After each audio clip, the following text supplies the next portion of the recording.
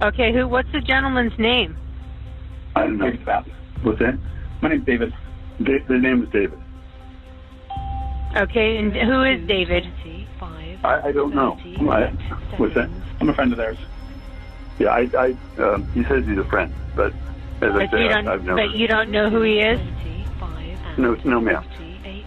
Okay. What's up, guys? It's your boy Benny. We've been covering non-stop the TikTok of the Paul Pelosi hammer attack ever since this story broke on October 22nd, 2022. And now we finally have the evidence bombshell drop.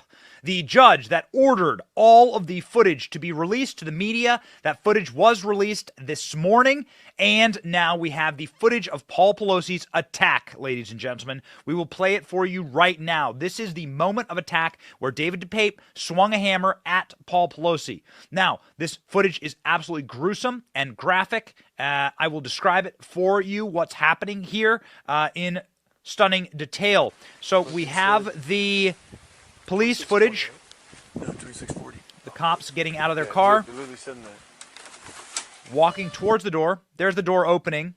The door definitely opens in a strange way. People are saying, like, who opened the door? It looks very odd. So the door swings open. How you doing? Paul Pelosi is in his underwear. Paul Pelosi was allegedly sleeping at the time. And David DePape broke in the home and was standing over him while Paul Pelosi was sleeping. They are struggling over an object that is the hammer. So they're sort of like both hands are locked together, struggling over a hammer. What's going on? Hi, how are you? What's going on? So like a relatively cordial conversation. Paul Pelosi has some type of object in his hand here. You can see it is a drinking glass. So Paul Pelosi was allowed to drink or having a drink. The struggle begins to ensue. They're both holding the hammer. They got a flashlight shine on them. Hi.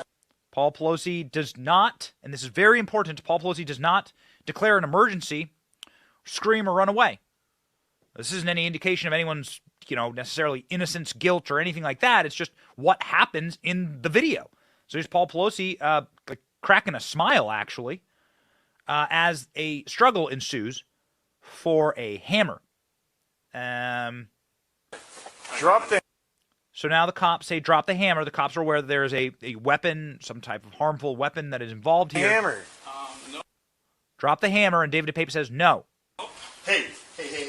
What is going on right now? I'm not getting an answer on call. So then what happens is the hammer strikes Paul Pelosi. Both men tumble to the ground. Paul Pelosi received severe injuries. David DePape's pants fall off, and then the cops tackle and apprehend David DePape, Paul Pelosi, in a pool of blood after this video. Ladies and gentlemen, that is again, accurate interaction based on what we know, based on what we have reported about this. Ladies and gentlemen, this video accurately predicted what was in the court documents, what happened on the night of October 22nd, 2002 to 82-year-old Paul Pelosi. Now, what else happened? Well, now we're able to see the actual moment of break-in.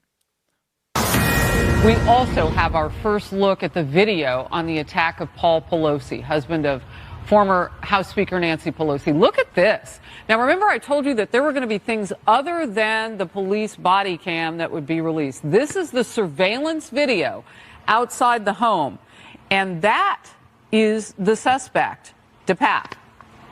And you see him, he put some items down, you see him breaking some glass, and the fragments of glass that are breaking now. Emily, talk to me about this as evidence in the case. Well, so keep in mind that this suspect is facing federal charges and state at the same time, right? In December, he was indicted, penalty 20 years of federal attempted kidnapping of a federal officer, as well as the house. You can see David DePape breaking into the home. Here is again the image of Paul Pelosi and David DePape struggling over the hammer. And here's the moment where David DePape swings the hammer at Paul Pelosi. Here is again him breaking into the house with the hammer. David DePape, as we know, is a big-time lefty. Where the hell were the police? This is Capitol Police footage. That's what it's credited as. So where the hell were the Capitol Police when this guy was smashing into the Pelosi household with a hammer? Very loud engagement there. David DePape, according to his next of kin, was a progressive Green Party member, illegal immigrant, nudist, drug abuser. Paul Pelosi called 911. We now have that call. Here is the 911 phone call when David DePape broke into Paul Pelosi's house and then allowed Paul Pelosi to go to the bathroom to do a 911 phone call and then told the 911 operator who he was. Before 2022. Oh, I guess I called by mistake. What is this? This is San Francisco Police. Do you need help?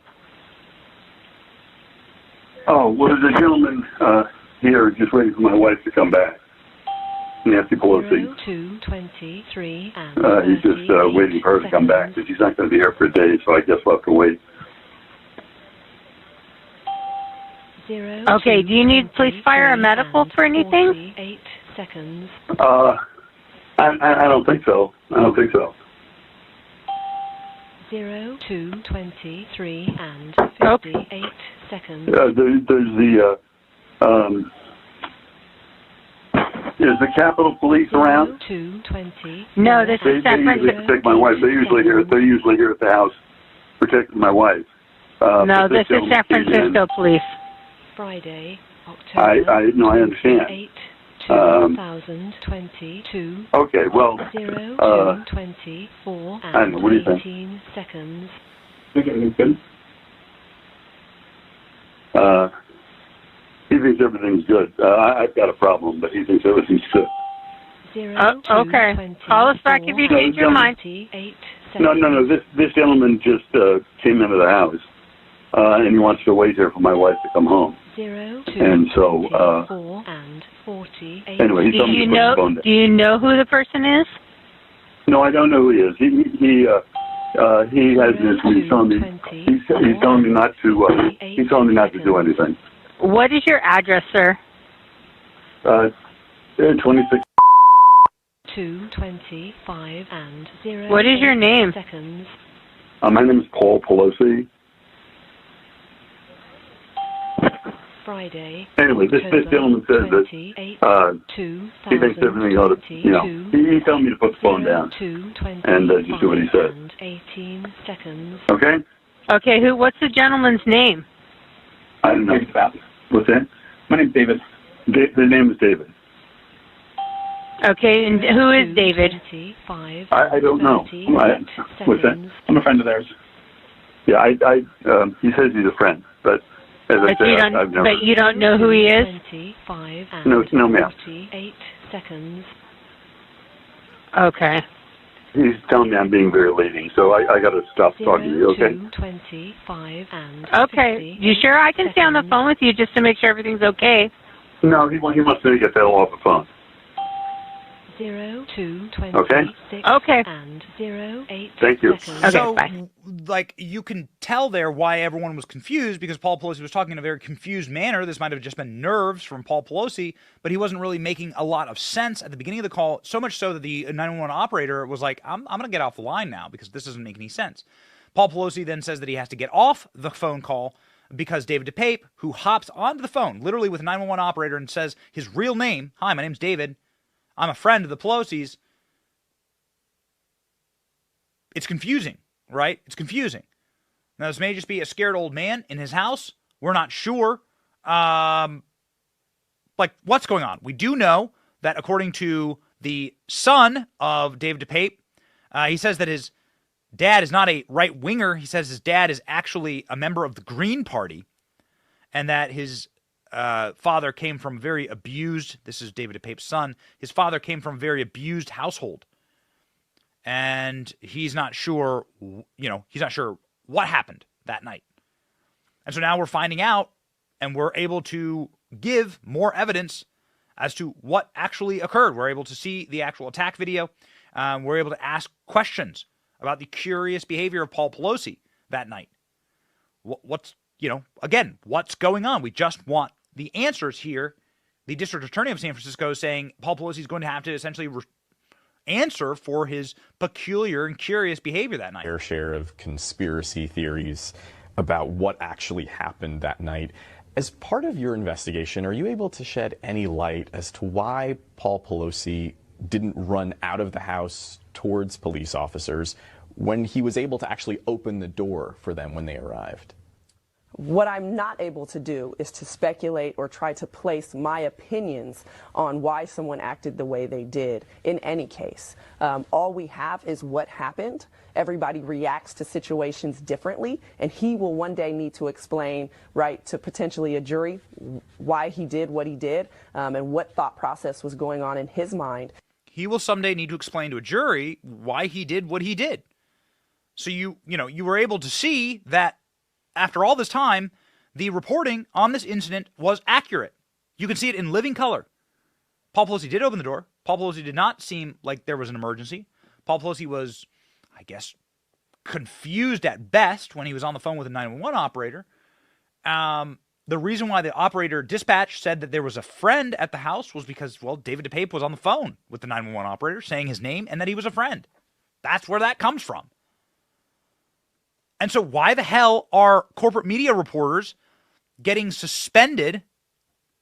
Miguel Aguilar gets suspended for reporting accurately what happened to Paul Pelosi that night. It's a great question. Is the cover-up really the real issue here?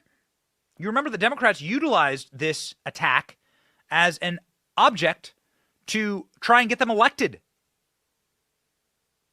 They were actively and aggressively attempting to cover up the information of this attack. What had actually happened? What were the facts?